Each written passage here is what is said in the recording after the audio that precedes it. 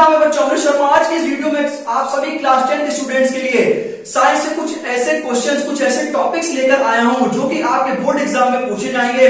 सबसे पहले मैं आपको बता देता हूं, मैं इसमें आपको फिजिक्स से कुछ इंपॉर्टेंट क्वेश्चंस, इंपॉर्टेंट टॉपिक्स बताऊंगा। उसके बाद मैं आपको केमिस्ट्री के इंपॉर्टेंट क्वेश्चंस और टॉपिक्स बताऊंगा। साथ ही साथ में मैं बायो के भी कुछ ऐसे क्वेश्चंस, कुछ ऐसे टॉपिक्स लेकर आया हूं जो कि आपके students as it is board exam में पूछे जाएंगे। ये स्टूडेंट्स वीडियो में मैं आपको कंप्लीट नॉलेज दूंगा, कंप्लीट टॉपिक्स, कंप्लीट क्वेश्चंस लेकर आया हूं आप सभी स्टूडेंट्स के लिए।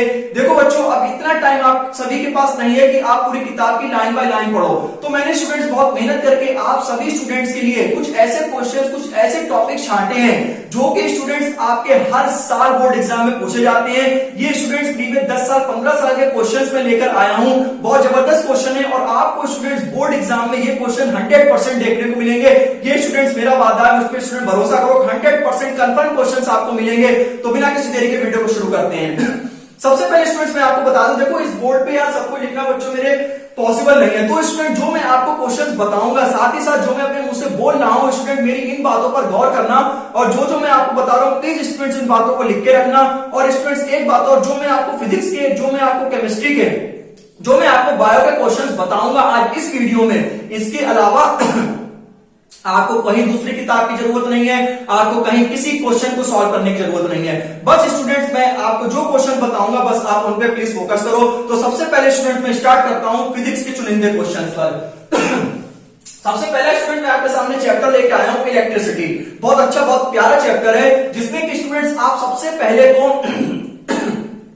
थोड़ा सा करंट के बारे में पढ़ के जाना, ठीक है ना, कि व्हाट इज करंट, मतलब बेसिक है, ज्यादा कुछ नहीं। और आई होप स्टूडेंट्स आपको पता होगा।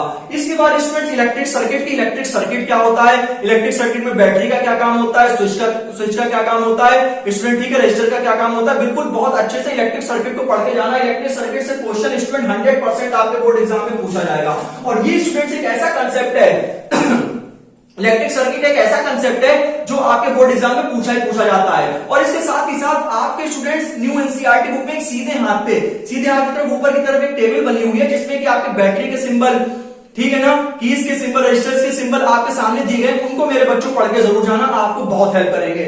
सेकंड स्टूडेंट्स आपके सामने की electric potential and potential difference, basic सी स्टूडेंट डेफिनेशन है इनकी। स्टूडेंट्स यूनिट के साथ साथ इनके जो फॉर्मूले हैं वो भी स्टूडेंट्स पढ़ के चले जाना। साथ ही साथ स्टूडेंट्स ओम्स लॉ। पहले स्टूडेंट्स क्या होता था कि जो ओम्स लॉ है वो डायरेक्ट पूछा जाता था, to be very honest.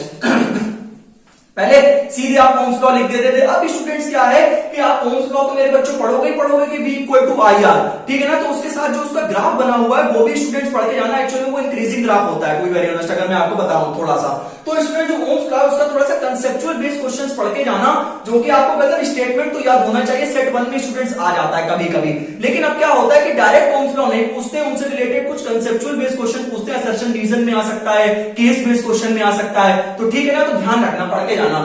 Factors on which resistance of a conductor depends, की जो V इक्वल टू IR में आपने देखा होगा जहां पर R रेजिस्टेंस होता है और वो रेजिस्टेंस किन फैक्टर पे डिपेंड करता है। स्टूडेंट बहुत इंपॉर्टेंट क्वेश्चन है, बिल्कुल भी मेरे बच्चों छोड़ के मत जाना। बिल्कुल ये चारों मैंने बहुत अच्छे से आपको बताए हैं। अब स्टूडेंट मैं वो क्वेश्चन पे आता हूं जो कि आपके बोर्ड एग्जाम में आना ही आना है। कौन सा है students, heating effect of electric current या फिर Joule's effect of electric current, H equal to I²RT। 100% आपको बच्चों इस पे देखने को मिलेगा। और ये स्टूडेंट्स एक ऐसा क्वेश्चन है जो आपके स्टूडेंट हर साल बोर्ड एग्जामिनेशन में पूछा जाता है। Heating effect of electric current को आप स्टूडेंट बिल्कुल भी नहीं छोड़ेंगे। और जो मैंने आपको टेबल बताई है, ठीक है ना, जो मैंने आपको टेबल बताई है तो उसको भी स्टूडेंट्स आप पढ़ के जाना कि जो मतलब बैटरी का सिंबल क्या होता है, ठीक है ना, पॉजिटिव नेगेटिव का क्या काम होता है, टर्मिनल्स का, तो वो स्टूडेंट्स आप देख के जाना, तो वो भी आपको स्टूडेंट मतलब उसमें भी आपको बहुत हेल्प मिलेगी। Heating effect of electric current हो सकता है स्टूडेंट आपकी बार केस बेस में पूछ लिया जाए या फिर हो सकता है कि आपका असर्शन रीजन में भी पूछ लिया जाए। बाकी थोड़ा सा पावर पढ़ के जाना कि इलेक्ट्रिक पावर क्या होती है, एसआई यूनिट वगैरह क्या होती है। हाँ, एसआई यूनिट्स है बच्चों, फॉर्मूले हैं, वो स्टूडेंट्स आप जरूर देख के जाना, ठीक है ना। बाकी इलेक्ट्रिक सर्किट से इतना नहीं आता। सीरीज कॉम्बिनेशन, पैरेलल कॉम्बिनेशन बहुत ही इजी है स्टूडेंट्स, वो आप अपना कर सकते हैं। लेकिन heating effect of electric current ये आना ही आना है, कंफर्म आना है।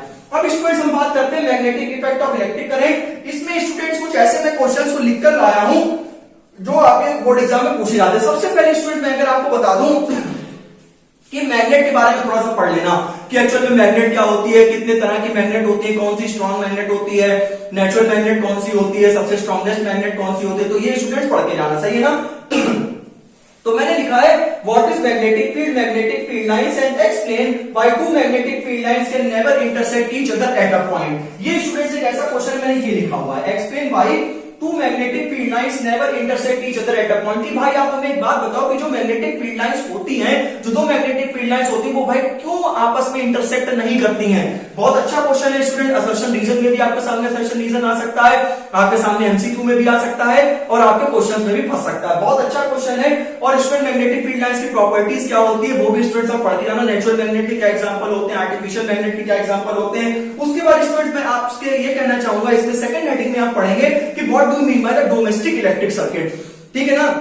मुझे लगता है आपके एनसीईआरटी पे लेफ्ट हैंड पे छोटा सा है 7-8 लाइन का, उसको आप पढ़ लेना। साथ ही साथ एक जो फ्यूज होता है वो एक सेफ्टी डिवाइस होता है।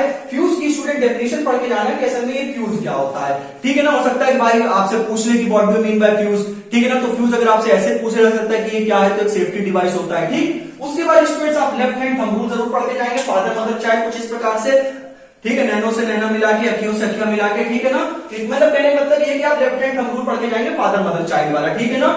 इसके बाद स्टूडेंट सबसे इंपॉर्टेंट है इसमें कि magnetic field due to a current carrying conductor. कि भाई जब हम किसी भी मैग्नेटिक फील्ड में एक करंट कैरिंग कंडक्टर को ले आते हैं तो मैग्नेटिक फील्ड का क्या बिहेवियर होता है वहां पर, और साथ ही साथ में सोलेनॉइड का थोड़ा सा पढ़ के जाना। ठीक है। सोलेनॉइड भी आपका पूछा जा सकता है। अब स्टूडेंट्स हम बात करते हैं कंफर्म क्वेश्चन की। तो एक कंफर्म क्वेश्चन मैंने आपको यहां से किया है, what is magnetic field line and what is magnetic field lines and explain why the magnetic field lines can never intersect each other at a point। ठीक है ना। उसके बाद स्टूडेंट्स ये क्वेश्चन भी आपका स्टूडेंट बिल्कुल लीक्ड क्वेश्चन है कि draw magnetic field lines around the bar magnet. कि भाई मैग्नेटिक फील्ड की बार मैग्नेट के अकॉर्डिंग जो मैग्नेटिक फील्ड लाइंस होती है उनका आप डायग्राम ड्रॉ करके दिखाओ। बहुत बार ये क्वेश्चन बच्चों आ चुका है, कम से कम 10-20 बार ये क्वेश्चन बच्चों आ चुका है। बोर्ड एग्जाम में ये देते ही देते हैं कि जो बार मैग्नेट के जो चारों तरफ जो मैग्नेटिक फील्ड लाइन प्रोड्यूस होती है उसका आप डायग्राम बना के दिखाइए। ठीक।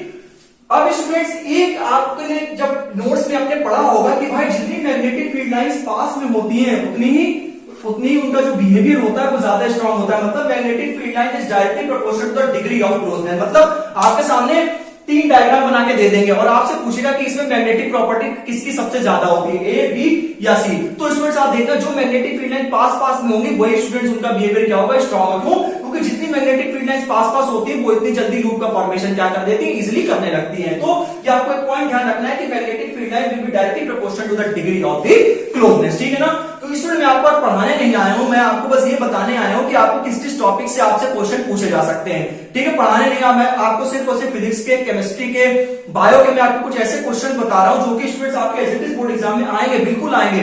इसके साथ ही साथ मैंने अपने यूट्यूब चैनल पर एक शॉर्ट वीडियो में 20 एक्सपेक्टेड क्वेश्चन साइंस के अपलोड कर रखे हैं। उन क्वेश्चंस को भी स्टूडेंट जरूर पढ़ के जाना। वो 20 क्वेश्चन है, लाजवाब क्वेश्चन है मेरे बच्चों, पढ़ के जरूर जाना। वो 20 क्वेश्चंस का लिंक भी आपको सीधा डिस्क्रिप्शन बॉक्स में मिलेगा। देखो यार, अब तुमने, मैं थोड़ा तेज बोल रहा हूं क्योंकि स्टूडेंट अब ध्यान दो यार, क्योंकि तुमने यार पूरे साल अगर पढ़ाई नहीं करी है, मतलब कुछ भी रीजन रहा तो कम से कम ये 2-3 दिन जो टीचर्स आपके कह रहे हैं, कम से कम स्टूडेंट आंख बंद करके इन्हीं पर ही भरोसा कर लो और स्टूडेंट्स आ जाएंगे। पेपर इतना टफ नहीं होता यार प्यारे बच्चों, समझा करो। मतलब बिल्कुल भी डरने की जरूरत नहीं है, पहले तो अपने अंदर से डर बिल्कुल निकालो। ठीक। तो magnetic field line will be directly proportional to the degree of closeness. अब स्टूडेंट्स हम बात करते हैं ह्यूमन आई और कलरफुल पढ़ के लाओ, इसलिए आउट कर दे रहे हैं पेपर, अभी कर दे रहे लोग। पहला क्वेश्चन हम तुम्हारे सामने दे रहे हो, तुम देख लेना 20 तारीख को। भाई तुम्हें देखो बच्चों, मेरा वेरी ऑनेस्ट, मेरे कहने का मतलब ये, देखो मैं व्हाइट बोर्ड पे यार पढ़ाता हूँ। ठीक है।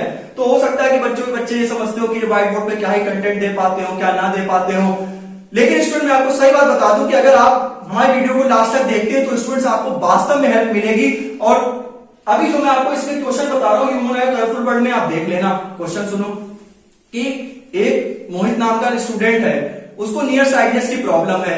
सबसे पहले तो आप डिजीज का नाम लिखिए, फिर आपने जो डिजीज आपने लिखी है उसको डिफाइन करिए, उसके बाद इसका करेक्शन कैसे हो सकता है वो बताइए। कंफर्म एक लीक क्वेश्चन है, बताओ स्टूडेंट्स, मैं लिख के रख दो स्टूडेंट, मेरा विश्वास है ये क्वेश्चन जरूर आएगा कि एक बच्चे को नियर साइटनेस की प्रॉब्लम है, उसकी आप उसकी डिजीज का नाम बताइए, उसको डिफाइन कीजिए, उसका करेक्शन बताइए। 100% ये क्वेश्चन आने वाला, बिल्कुल लीक्ड क्वेश्चन है, तीनों सेट में देख लेना ना है तो भाई बिल्कुल 100% ये क्वेश्चन आना ही आना है। अब स्टूडेंट्स हम आपसे बात करते हैं कि इसमें सबसे पहले जो ह्यूमन आई का आपका डायग्राम बना हुआ है, सीधे हाथ पे नीचे की तरफ, सीधे हाथ पे नीचे की तरफ आपका डायग्राम बना हुआ है, उसमें प्यूपिल क्या होती है, आइरिस क्या होता है, रेटिना क्या होता है, ये बिल्कुल स्टूडेंट सिलेरी मसल्स क्या होती है, इनका रोल पढ़ के जाना। पावर ऑफ एकोमोडेशन ऑफ आई क्या होती है, पढ़ के जाना मेरे प्यारे बच्चों, बहुत जबरदस्त पूछा जाएगा।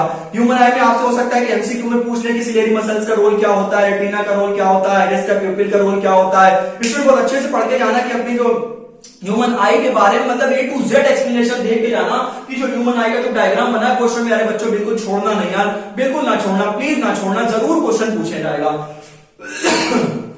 अब देखो जैसा कि मैंने आपको अभी क्वेश्चन बताया, defects of vision and also define there correction. एक तो आपको मायोपिया है, एक आपका हाइपरमेट्रोपिया है, दोनों के करेक्शन वगैरह दिए गए हैं, डायग्राम दिए गए हैं। प्लीज बच्चों मायोपिया और हाइपरमेट्रोपिया पढ़ के जाना बच्चों, जरूर आएगा। एक सेट में ये आएगा या फिर एक सेट में reflection of light through prism, या तो प्रिज्म से आएगा। ये आ भी सकता है, नहीं भी आ सकता है, लेकिन ये जो आपका defects and vision and also their correction student confirm आना है। प्लीज प्यारे बच्चों बिल्कुल भी मेरी बात को लाइटली मत लेना। 20 तारीख को स्टूडेंट जरूर देख लेना, ये क्वेश्चन जरूर देख लेना कि एक स्टूडेंट से नियर साइटनेस की प्रॉब्लम है तो आप इसको डिफाइन कीजिए, वो डिजीज का क्या नाम है, करेक्शन बताओ, ठीक है ना। हम जल्दी जल्दी आगे बढ़ते हैं। स्टूडेंट डिस्पर्सन स्कैटरिंग है, थोड़ा बहुत बेसिक साइंस में देख लेना कि डिस्पर्सन स्कैटरिंग क्या होती है। अब हम बात करते हैं कुछ और लीड क्वेश्चंस की। अब स्टूडेंट हम बात करेंगे कि भाई एटमॉस्फेरिक डिफ्रैक्शन में कि भाई the colour of sky is blue, the sunrises वाला किसान जो है वो रेड क्यों दिखाई देता है, तो स्टूडेंट सनराइजेस वाला ही पढ़ लेना। ट्विंकलिंग ऑफ स्टार्स पढ़ के जाना प्यारे बच्चों, ठीक है ना। तो ये कुछ ऐसे atmospheric reflection by the colour of sky is blue पढ़ना ही पढ़ना, बिल्कुल नहीं छोड़ना एटमॉस्फेरिक रिफ्लेक्शन वाला, ठीक है ना। तो स्टूडेंट मैंने कुछ आपको लीड क्वेश्चन बताए। अब स्टूडेंट आपका लास्ट चैप्टर आता है अपर एनवायरनमेंट, इसमें इकोसिस्टम है। अब स्टूडेंट एक बात है, ये छोटा सा चैप्टर है, इसको बच्चों पूरा पढ़ लेना। एक बात स्टूडेंट में आपको और मैं बताना चाहूंगा कि जो आपका बोर्ड एग्जाम है तो ये तो कोई जरूरी नहीं कि भाई हम जब 100% तैयारी करें, अरे भाई और में भी तो होंगे ऑप्शन। मैंने आपको देखे कितने चैप्टर है, 5 चैप्टर्स हैं, तो अगर मैं 4 भी अच्छे से तैयार हैं तो मान लीजिए अगर एक क्वेश्चन इसका एनवायरनमेंट का है तो क्या और नहीं होंगे, क्या और ऑप्शंस नहीं होंगे उसमें, कि मतलब ये कि हम पूरा पूरा पढ़ के जा रहे बच्चों। अगर आप 80% भी तैयारी करके जाते तो भी आपके बहुत अच्छे नंबर आएंगे। अरे भाई और भी तो होगा, जैसे मान लो एक क्वेश्चन एनवायरनमेंट का है तो एक क्वेश्चन इलेक्ट्रिसिटी का लग गया, ठीक है ना। अगर एक क्वेश्चन मान लो इलेक्ट्रिसिटी का लगा हुआ है, एक क्वेश्चन एनवायरनमेंट का लग गया, तो हमने एनवायरनमेंट पढ़ा, इलेक्ट्रिसिटी नहीं पढ़ा, हम और वाला क्वेश्चन करेंगे। मतलब 2 में से अगर आप एक करेंगे तो उसमें भी आपको नंबर मिलते हैं। तो भाई थोड़ी स्मार्ट स्टडी भी किया करो। वैसे और एनवायरनमेंट बहुत इजी सा चैप्टर है, इकोसिस्टम के बारे में स्टूडेंट्स पढ़ लेना। और स्टूडेंट जो मैंने आपको ये फिजिक्स में जितना भी बताया है, एक तो कुछ लीक क्वेश्चन को ऐसे मैंने आपको बता दिया, तो equivalent of magnetic field lines around the bar magnet, ठीक। उसके बाद मैंने आपको बता दिया कि भाई 2 magnetic field lines can never intersect each other at a point. उसके बाद मैंने आपको डिफेक्ट्स बता दिए हैं। उसके बाद मैंने आपको atmospheric diffraction, twinkling of stars के बारे में बता दिया है, फ्यूज के बारे में बता दिया है। तो ये स्टूडेंट फिजिक्स का आप एक बार स्क्रीनशॉट ले लीजिए, मैं थोड़ा सा हट जाता हूं, आप इसका स्क्रीनशॉट बेहतरीन सा ले लीजिए और बस इन्हीं टॉपिक्स को आप मेरे बच्चों तैयार करके जाओ, इससे बाहर पेपर नहीं आएगा। ये भी स्टूडेंट में दावा करता हूं, बिल्कुल गारंटी है, बिल्कुल गारंटेड क्वेश्चन है ये, बिल्कुल भी। ये फिजिक्स का स्टूडेंट्स एक पार्ट था, इसके जस्ट बाद आपका केमिस्ट्री, इसके जस्ट पार्ट बायो। अब स्टूडेंट्स हम लोग बढ़ेंगे इस वीडियो के सेकंड पार्ट पर। अब स्टूडेंट्स हम बात करेंगे केमिस्ट्री के कुछ इंपॉर्टेंट क्वेश्चंस की। स्टूडेंट्स मैं केमिस्ट्री का पार्ट स्टार्ट करने से पहले मैं आपको एक चीज बता देना चाहता हूं, केमिस्ट्री मींस केमिकल प्रॉपर्टीज। मतलब आपके जितने भी चैप्टर्स हैं केमिस्ट्री में, उसमें आपको केमिकल प्रॉपर्टीज बिल्कुल पढ़नी। केमिकल प्रॉपर्टीज का मतलब ये है कि हम इक्वेशन को बैलेंस कैसे करते हैं, मतलब कि हमें रिएक्शंस को बैलेंस करना आना चाहिए, उन रिएक्शंस को लिखना आना चाहिए और इक्वेशन को सॉल्व करनी आनी चाहिए। तो स्टूडेंट केमिस्ट्री का मतलब ही होता है कि मतलब उसमें इक्वेशंस होती हैं, उसमें केमिकल प्रॉपर्टीज होती हैं। इट मींस कहने का मतलब ये है कि मैं जो भी चैप्टर का नाम लूंगा उसमें आपको केमिकल प्रॉपर्टीज 100% पढ़ के जानी है। फिजिकल प्रॉपर्टीज से अब स्टूडेंट्स कम क्वेश्चन आते हैं, क्योंकि सीबीएसई आजकल मेरे बच्चों क्या कर रहा है कि वो लॉजिकल क्वेश्चन पूछ रहा है। तो लॉजिकल क्वेश्चंस केमिकल प्रॉपर्टीज से ही स्टूडेंट्स बनते हैं। तो विदाउट वेस्टिंग टाइम तो हम केमिस्ट्री पर आते हैं सीधे। पहला स्टूडेंट चैप्टर है आपका केमिकल रिएक्शन एंड इक्वेशन, तो उसमें स्टूडेंट मोस्टली जितने भी रिएक्शंस हैं उनको स्टूडेंट्स आप पढ़ लेना। अब स्टूडेंट्स में आपका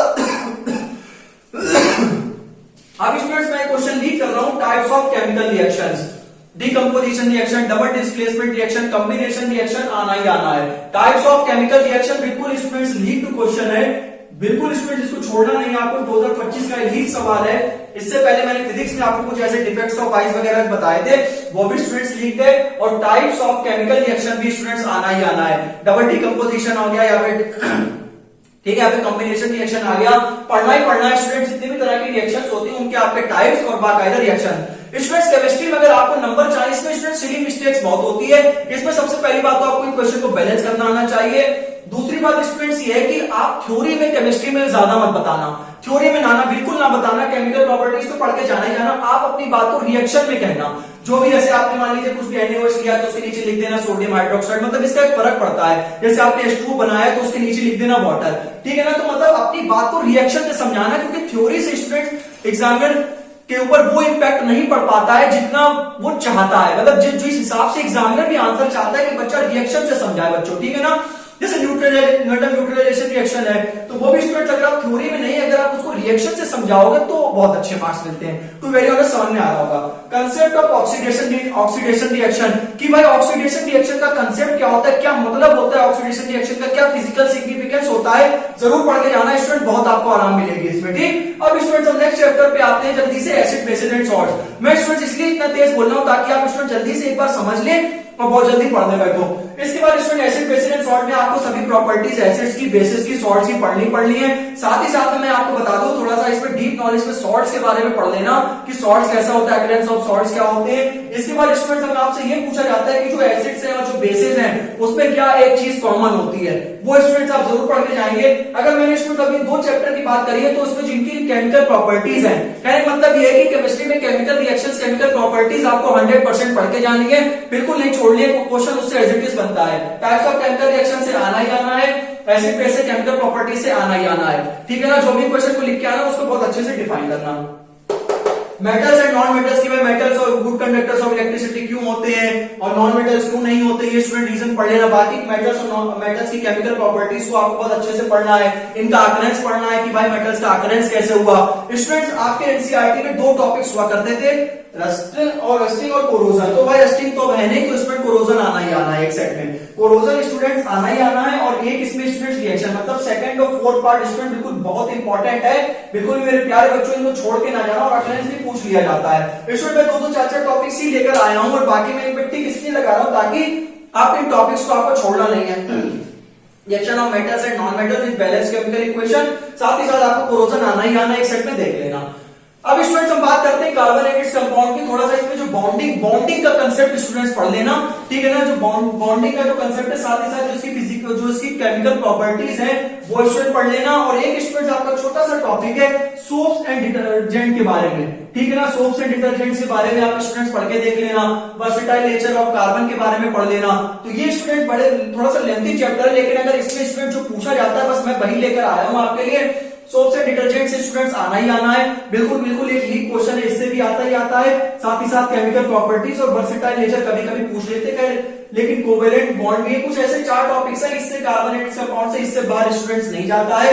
और स्टूडेंट जो भी मैं आपको बता रहा हूं उसमें से कार्बोनेटेड कंपाउंड उठाया मैंने, मेटल्स एंड नॉन मेटल्स उठाया, तो इसमें जो मैंने आपको केमिकल प्रॉपर्टीज बताई टू वेरी ऑनेस्ट वो आपको बिल्कुल भी छोड़नी नहीं है। और जो भी स्टूडेंट्स आप अपने रिएक्शन को बताओ उसमें स्टूडेंट्स आप क्या करो, उसको एक्सप्लेन कर दो कि हाँ सर मैं ये कहना चाहता हूं, तो जिससे कि रिएक्शंस के माध्यम से आपको नंबर स्टूडेंट ऐसे मिलते हैं। तो स्टूडेंट एक बार मैं फिर से हट जाता हूं आपके लिए, केमिस्ट्री का मैंने पूरा A to Z एक्सप्लेनेशन दे दिया है, इसका स्टूडेंट आप स्क्रीनशॉट ले लीजिए और बिल्कुल इसी हिसाब से आप तैयारी कीजिए। इसके अलावा स्टूडेंट्स आपको कुछ भी नहीं पढ़ना है, क्योंकि मैं 10-15 साल के टॉपिक्स को उठाकर लाया हूं, ठीक है ना। तो बस उन्हीं में से ही पूछा गया है, उन्हीं में से ही पूछा जाएगा। थोड़ा सा लॉजिक भले चेंज कर देंगे लेकिन मतलब उसका वही होगा। तो ये स्टूडेंट्स आपके केमिस्ट्री के क्वेश्चन थे। इसका जो थर्ड पार्ट है उसमें स्टूडेंट्स हम मिलेंगे बायो। अब हम स्टूडेंट बात करते हैं बायो के कुछ इंपॉर्टेंट क्वेश्चंस की। सबसे पहले स्टूडेंट्स मैं आपके सामने चैप्टर लेके आया लाइफ प्रोसेसेस, जिसमें कि स्टूडेंट्स आपको कौन कौन से टॉपिक्स को ध्यान में रखना है, जो कि स्टूडेंट्स आपको न्यूट्रिशन के बारे में पढ़ के जाना है, ठीक है। रिस्पिरेशन आपको बिल्कुल नहीं छोड़ना है, मुझे लगता है यही इस बार पूछा जाएगा। ट्रांसपोर्टेशन और एक्सक्रीशन, ये स्टूडेंट मैं 4 टॉपिक लेकर आपके सामने लेकर आया हूं, जिसमें कि रिस्पिरेशन सबसे ज्यादा स्टूडेंट्स इंपॉर्टेंट है, बहुत क्वेश्चन इसमें पूछे जाते हैं, रिस्पिरेशन को आपको बिल्कुल भी छोड़ना नहीं है। नेक्स्ट चैप्टर में स्टूडेंट्स हम बात करेंगे कि कंट्रोल और कोऑर्डिनेशन, इसमें स्टूडेंट रिस्पिरेशन को और एक्सक्रीशन को आप अच्छे से पढ़ लेना, ये स्टूडेंट्स आपके पूछा जाएगा, ठीक है, अच्छे से करके जाना इनको। कंट्रोल और कोऑर्डिनेशन की बात करें तो स्टूडेंट्स में आपका सबसे पहला तो मोस्ट इंपॉर्टेंट है एनिमल नर्वस सिस्टम, ठीक है ना। एनिमल नर्वस सिस्टम से स्टूडेंट्स बोर्ड एग्जाम में काफी पिछले 5-6 सालों में बहुत सारे क्वेश्चन देखने को मिले हैं। Coordination in plants as well as the coordination in animals, किस प्रकार से एनिमल्स और प्लांट्स में कोऑर्डिनेशन होता है, कौन कौन सी चीजें कॉमन होती है, तो किस प्रकार से आप coordination in plants and animals को पढ़ के जाएंगे। अब स्टूडेंट्स में बात करता हूं आपके, देखो रिस्पिरेशन एक लिंक्ड क्वेश्चन है, जो आपका coordination in plants and animals linked question है। इसके बाद स्टूडेंट्स मैं एक और लिंक क्वेश्चन बायो में कर रहा हूं, जो है student do organism create exact copies of themselves, ठीक है ना। ये स्टूडेंट्स क्वेश्चन काफी बार बोर्ड एग्जामिनर्स पूछ चुके हैं, बोर्ड एग्जामिनेशन में काफी बार ये क्वेश्चन आ चुका है। इसके बाद स्टूडेंट सेक्सुअल रिप्रोडक्शन भी अपने आप में बेहद इंपॉर्टेंट टॉपिक है, इसकी भी अपनी एक अलग इंपॉर्टेंस है, बहुत अच्छा टॉपिक है स्टूडेंट्स ये। Modes of reproduction used by the organism, कैसे कौन कौन से मोड्स होते हैं जो कि ऑर्गेनिज्म के द्वारा रिप्रोडक्शन में यूज करे जाते हैं, ये स्टूडेंट्स आपसे एक लॉन्ग क्वेश्चन में पूछा जा सकता है। विद डायग्राम आपको इसमें समझाना होगा कि स्टूडेंट बहुत अच्छे से इसमें डिफाइन करना, ठीक है ना। तो modes of reproduction used by organism, तो ये एक ऐसा क्वेश्चन है स्टूडेंट जो आपका बिल्कुल आना ही आना है, मक्खन सवाल है ये। इसके बाद स्टूडेंट्स आपका लास्ट चैप्टर हेरिडिटी आता है, बहुत छोटा सा चैप्टर है, जिसमें कि आप हेरिडिटी के बारे में स्टूडेंट्स पढ़ लेना। और आई होप अगर आप इन 3 चैप्टर्स को अच्छे से कवर कर लेते हैं तो और में भी आपके ऑप्शंस होंगे जिसमें कि आप इजीली पूरी बायो अटेम्प्ट कर सकते हैं। सबसे स्टूडेंट्स इजी अगर मैं आपको बता दूं, आपके साइंस एग्जामिनेशन में सबसे इजी आपकी बायो आएगी। बायो से इजी आपका कोई क्वेश्चन नहीं होगा, आप अपनी आंखों से देख लेना। देखो 2 एग्जैक्ट कॉपीज आना ही आना चाहिए, नर्वस सिस्टम आना ही आना चाहिए, ठीक है ना, रेस्पिरेशन आना ही आना चाहिए। वाला जो मैंने आपके सामने टॉपिक लिखा है modes of reproduction used by organism, सबसे आसान स्टूडेंट एग्जिटिव क्वेश्चन भी आपके पूछे जाएंगे। मैंने जो स्टूडेंट्स एक वीडियो में एक शॉर्ट में 20 क्वेश्चंस अपलोड कर रखे हैं, उसमें कुछ बायो के ऐसे क्वेश्चंस हैं जो और भी बढ़िया क्वेश्चंस हैं, वो भी स्टूडेंट्स आपके एग्जाम में आ सकते हैं। इसके बाद स्टूडेंट्स मैंने फिजिक्स में एक क्वेश्चन छूट गया था लाइट में, जो आपने केसेस देखे होंगे कि ऑब्जेक्ट को फोकस में रखते हैं अगर, ठीक है ना, F और 2F के बीच में रखते हैं, तो स्टूडेंट जो केसेस वगैरह है वो भी स्टूडेंट पढ़ के जाना है कि ऑब्जेक्ट को इंफिनिटी पे रख दिया जाए तो इमेज कहां पर बनेगी, ठीक है ना, अगर इमेज रियल है तो इमेज इन्वर्टेड है, तो स्टूडेंट वो कंसेप्ट पढ़ के जाना, उससे भी आपको 100% क्वेश्चन देखने को मिलेंगे। ये स्टूडेंट वीडियो मैंने बहुत स्पीड से आपको बताया है ताकि स्टूडेंट्स आपका मैं ज्यादा टाइम ना खराब कर सकूं। सिर्फ और सिर्फ मैंने आपको डिटेल एक्सप्लेनेशन के साथ साथ मैंने आपको ऐसे टॉपिक्स बताए हैं। और स्टूडेंट जो भी मैंने आपके सामने बायो है इसका भी आप स्क्रीनशॉट ले लो। अब आपके पास फिजिक्स, केमिस्ट्री और बायोलॉजी का एक भरपूर कंटेंट हो चुका है, सिर्फ और सिर्फ आपको इन्हीं क्वेश्चंस को करके जाना है।